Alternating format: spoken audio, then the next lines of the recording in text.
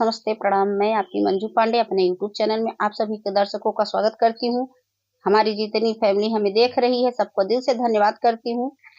और पंडित जी की गारी गीत लेके आई हूँ। मंडप में पंडित जी की गारी गीत है, आप लोग सुनिए और गाइए।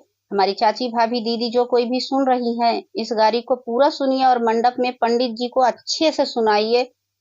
वो खुश हो जाएंगे, उनको गारी सुनाएंगे आप लोग तो खुश हो जाएंगे। बहुत ही सुंदर गारी है। चलिए मैं सुनाती हूँ। चैनल पर नया है तो सब्सक्राइब करना, वीडियो को लाइक करना, ज्यादा से ज्यादा शेयर करना और फुल वॉच करके सुनिएगा। प्यार दुलार आशीर्वाद ऐसे ही देते रहिएगा, हमारे चैनल का सपोर्ट करिएगा। हमरे माड़ावा में अइले बकलोल पंडित, हमरे माड़ावा में अइले बकलोल पंडित। अकलोल पंडित बकलोल पंडित, पोथिया खोला हिउ न जानै बकलोल पंडित।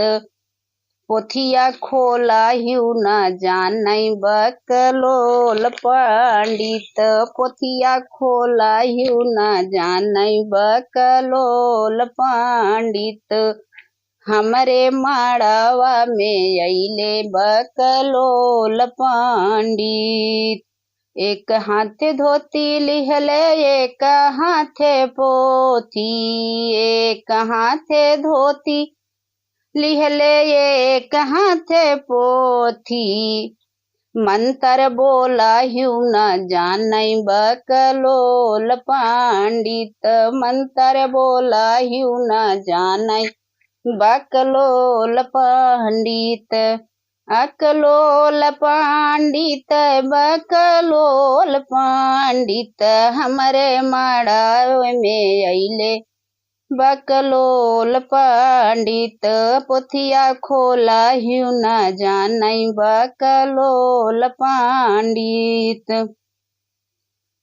टोपी लिहले लगाई, कुर्ता दिहले बहाई। टोपी लिहले लगाई, कुर्ता दिहले बहाई।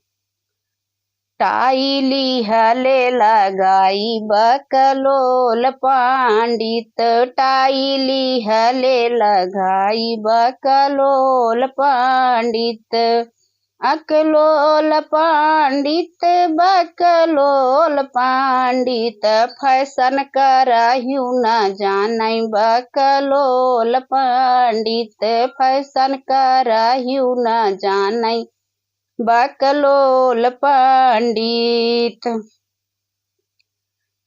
हमरे माड़ावा में अइले बकलोल पंडित।